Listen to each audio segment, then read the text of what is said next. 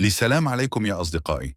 الدوري الجزائري للمحترفين موسم 2025 إلى 2026 انطلق بحماس شديد يوم 21 من أغسطس، بداية جديدة مليئة بالمفاجآت، بالفرح وخيبات الأمل، بجنون الجماهير وصوت المدرجات، وبكل ما يجعل كرة القدم عندنا قصة عشق لا تنتهي.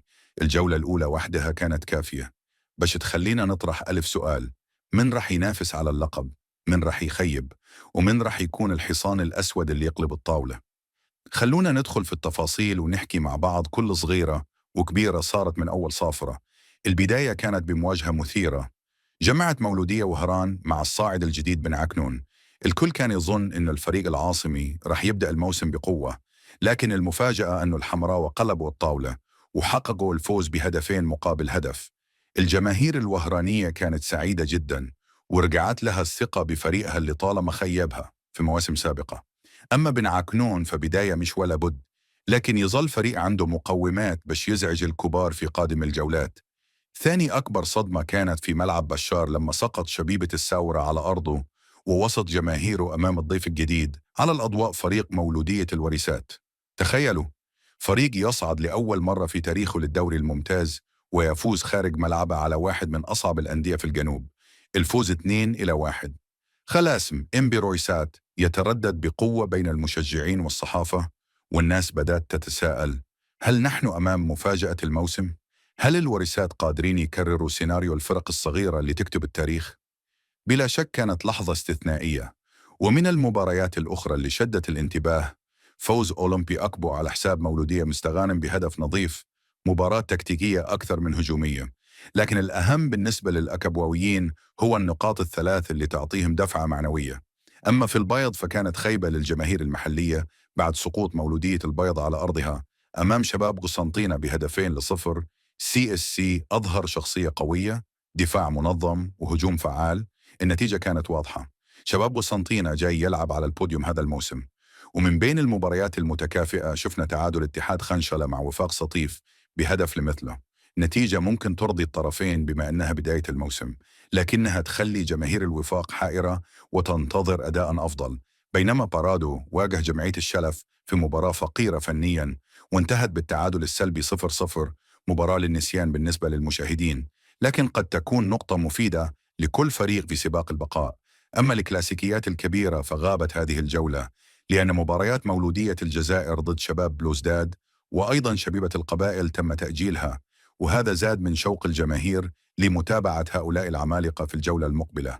ومن الناحية الفردية نقدر نقول أنه أبرز اللاعبين في هذه الجولة كانوا هدافي مولودية الوريسات اللي صنعوا الفارق، وكذا مهاجمي مولودية وهران اللي أظهروا نجاعة هجومية غير معتادة. لكن أيضا ما ننساش أداء حارس شباب قسنطينة اللي أنقذ فريقه من هدفين محققين. لما نحكي على الدوري الجزائري مستحيل نتجاهل دور الجماهير، بصراحة هم الوقود الحقيقي للكرة في بلادنا. جماهير الحمراوة في وهران عملت أجواء نارية كأنها نهائي كأس. الأهازيج استمرت من أول دقيقة لآخر ثانية. أنصار شبيبة الساورة رغم الخسارة ما وقفوش عن التشجيع. في لوريسات الناس احتفلوا بالفوز التاريخي كأنهم أخذوا البطولة من الجولة الأولى. في قسنطينة الكورفا نورد كانت كالعادة حاضرة بقوة، واللوحات الفنية أعطت صورة رائعة. أما بارادو والجمعية فالحضور الجماهيري كان أقل نسبياً، لكن الشغف موجود. ولازم نذكر أيضاً جماهير بلوزداد وشبيبة القبائل اللي ينتظرون بفارغ الصبر أول ظهور لأنديتهم في الموسم. كل هذا يخلي الانطلاقة تكون مزيج بين مفاجآت وأحلام كبيرة. السؤال اللي يطرح نفسه الآن: هل رح نشوف مفاجآت أخرى من الفرق الصاعدي مثل الوريسات وأكبو؟ هل مولودية الجزائر وسي ار بي رح يثبتوا علو كعبهم لما يدخلوا الميدان؟ وهل الاتحاد السطايفي قادر يرجع لمستواه التاريخي؟ الأكيد أن الدوري الجزائري هذا الموسم رح يكون ساخن، المنافسة مشتعلة من أول جولة، والجماهير هي البطل الحقيقي كالعادة. الآن جاء دوركم يا متابعين، قولوا لي في التعليقات أكثر نتيجة فاجأتكم، ومن هو فريقكم المفضل اللي تراهنوا عليه هذا الموسم. ما تنسوش تدعموا الفيديو بلايك واشتراك وتفعلوا الجرس، لأن القادم رح يكون أروع. الموسم بدأ للتو والقصص كثيرة والدراما ما زالت في بدايتها. وفي الأخير يا أصدقائي، الجولة الأولى من الدوري الجزائري للمحترفين مليانة إثارة، مفاجآت، أفراح ودموع، صعود أبطال جدد وخيبات عند بعض الكبار.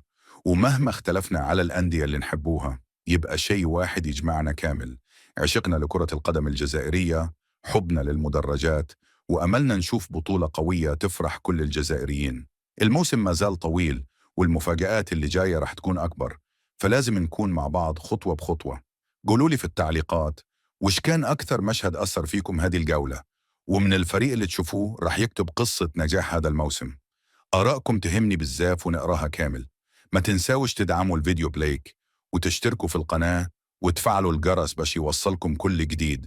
وكيما نقول دايما، هذا مجرد البداية، والأحلى ما زال قدام. شكرا لكم على المتابعة، نشوفكم في فيديو جديد، والسلام عليكم.